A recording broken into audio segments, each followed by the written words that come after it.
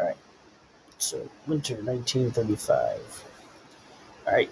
State tests again. Oh, that reminds me. Actually, the governor of New Jersey said something about no SGOs for this year for teachers, and seniors aren't going to have to take a test or something to graduate from high school. So that's interesting news that they said that yesterday. I don't know if you guys have brothers or sisters that are seniors.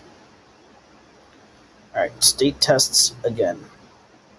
Miss Freeland said our grade topped the entire state of Oklahoma on the state tests again, 24 points higher than the state average. Wish I could run home and tell Ma and see her nod and hear her say, I knew you could. It would be enough. Right, so obviously, again, she's doing really well in school. Christmas dinner without the cranberry sauce. Miss Freeland was my ma at the school Christmas dinner. I thought I'd be the only one without a real ma, but two other motherless girls came. We served turkey, chestnut dressing, sweet potatoes, and brown gravy. We made it all ourselves, and it came out pretty good. Better than the Christmas dinner I made for my father at home, where we sat at the table silent, just the two of us. Being there without Ma, without the baby, wouldn't have been so bad, if I just remembered the cranberry sauce. My father loved Ma's special cranberry sauce, but she never showed me how to make it. Driving the cows. Dust piles up like snow across the prairie. Dunes leaning against fences. Mountains of dust pushing over barns. Joe de la Flor can't afford to feed his cows. He can't afford to sell them. County Agent Dewey comes, takes the cows behind the barn, and he shoots them. Too hard to watch their lungs clogged with dust, like our chickens suffocating. Better to let the government take 'em, than suffer the sight of their bony hides sinking down into the earth. Joe de la Flor rides the range. Come spring he'll gather rust and thistle, pulling the plant while it's still green and young, before the prickles form, before it breaks free to tumble across the plains. He gathers the thistle to feed what's left of the cattle. His bone-thin cattle. Cattle he drives away from the dried-up Beaver River, to where the Cimarron still runs, pushing the herd across the breaks, where they might last another week, maybe two, until it rains. So you see, like, this farmer is doing so terribly with his animals that the county guy comes in and kills him. He shoots him. First rain. Sunday night, I stretch my legs in my iron bed under the roof. I place a wet cloth on my nose to keep from breathing dust. Right, so she's like putting cloths over her face when she goes to bed because the dust will get in her mouth. And I wipe the grimy tracings from around my mouth, and I shiver thinking of Ma.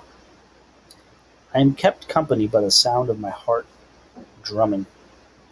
Restless, I tangle in the dusty sheets, sending the sand flying, cursing the grit against my skin, between my teeth, under my lids, swearing I'll leave this forsaken place. I hear the first drops, like the tapping of a stranger at the door of a dream. The rain changes everything. It strokes the roof, streaking the dusty tin, ponging a concert of rain notes, spilling from the gutters, gushing through gullies, soaking in the thirsty earth outside. So he's been using like lots of figurative language here. I don't know if you noticed it. This gutters, gushing gullies is an example of alliteration. And then he was using similes before as well. Monday morning dawns, cloaked in mist. Again, that's more alliteration. I button into my dress, slip on my sweater, and push my way off the porch, sticking my face in the fog, into the moist skin of the fog. Again, you see a lot of alliteration. The sound of the dripping surrounds me as I walk to town. Soaked to my underwear, I can't bear to go through the schoolhouse door. I want only to stand in the rain. Right, so most people are like, they want to get inside because of rain, but she wants to stay outside because of the rain. She like is enjoying the fact that it's there. Monday afternoon, Joe Delafleur brushes mud from his horse. Mr. McKinnon hires my father to pull his olds out of the muck on Route 64. Later, when the clouds lift, the farmers surveying their fields nod their heads as the frail stalks revive. Everyone, everything grateful for this moment, free of the weight of the dust. Right, so like everyone's feeling kind of happy now. because I guess the plants immediately kind of react to this rain. Hayden P. Nye. Hayden P. Nye died this week. I knew him to wave. He liked the way I played the piano. The newspaper said when Hayden first came, he could see only grass and wild horses and wolves roaming. So the purpose of that line is just basically saying that this guy's been there for a long time. Then folks moved in and sod got busted and bushels of wheat turned to plains to gold. And Hayden P. Nye grabbed the Oklahoma panhandle in his fist and held on.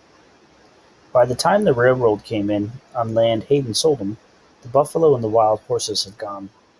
Some years Hayden Nye saw the sun dry up his crop, saw the grasshoppers chew it down, but then came years of rain, the wheat thrived, his pockets filled, and his big laugh came easy.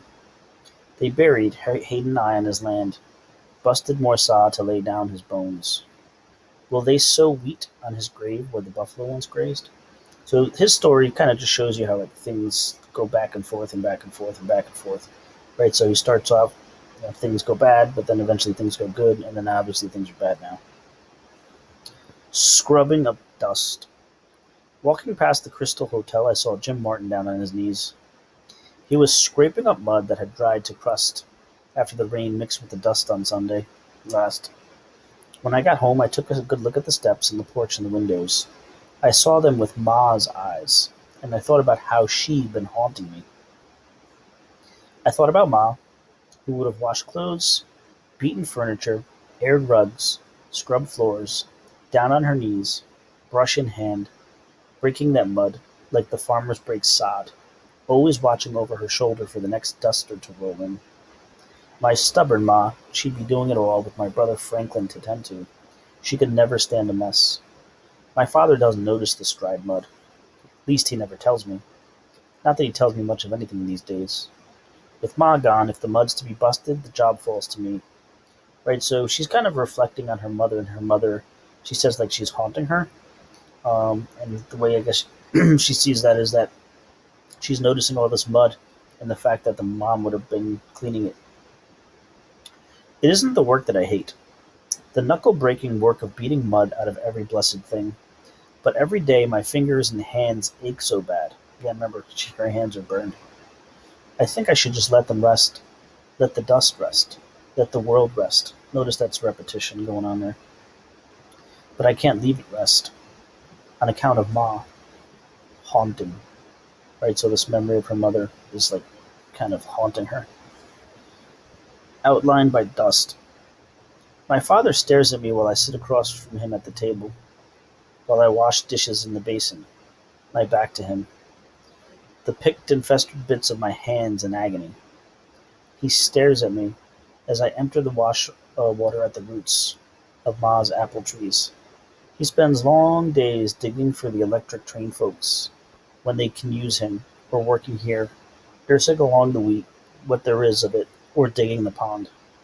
He sings sometimes under his breath. Even now, even after so much sorrow, he sings a man's song, deep with what has happened to us. It doesn't swing lightly the way my Ma's voice did, the way Miss Freeland's voice does, the way Mad Dog sings.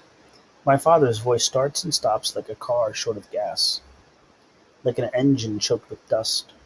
But then he clears his throat and the song starts up again. He rubs his eyes the way I do, with his palms out. Ma never did that. He wipes the milk from his upper lip same as me, with his thumb and forefinger. Ma never did that either. We don't talk much. My father never was a talker. Ma's dying has changed that. I guess he gets the sound out of him with the song that he sings. I can't help thinking how it is for him without Ma. Waking up alone only, his shape left in the bed outlined by dust. He always smelled a little like her first thing in the morning. When he left her in bed and went out to do the milking, she'd scuff into the kitchen a few minutes later, bleary-eyed to start breakfast. I don't think she was ever really meant for farm life. I think once she had bigger dreams, but she made herself over to fit my father. Now he smells of dust and coffee, tobacco and cows. None of the musky woman smell left that was Ma. He stares at me. Maybe he's looking for Ma. He won't find her. I look like him. I stand like him. I walk across the kitchen floor with that long-legged walk of his. I can't make myself over the way Mom did. And yet, if I could look in the mirror and see her in my face, if I could somehow know that Ma and baby Franklin lived on in me, but it can't be. I'm my father's daughter. President's Ball. Ball is like a dance. All across the land, couples dancing, arm in arm, hand in hand at the birthday ball. My father puts on his best overalls. I wear my Sunday dress, the one with the white collar. We walk to town to the Legion Hall and join the dance, our feet flying, me and my father, on the wooden floor whirling, to Arlie Wanderdale and the Black Mesa Boys.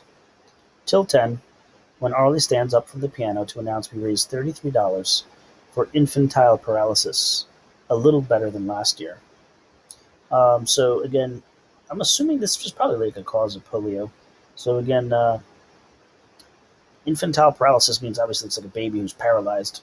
So lots of kids would get paralyzed or get polio and like have issues because of it until people started getting vaccinated. Like that's what's weird too is like nowadays there's this crazy fear of vaccines, which to me is like ridiculous because if we didn't have vaccines, people would be walking around with polio nowadays, and polio like crippled like hundreds of thousands of people, if not millions.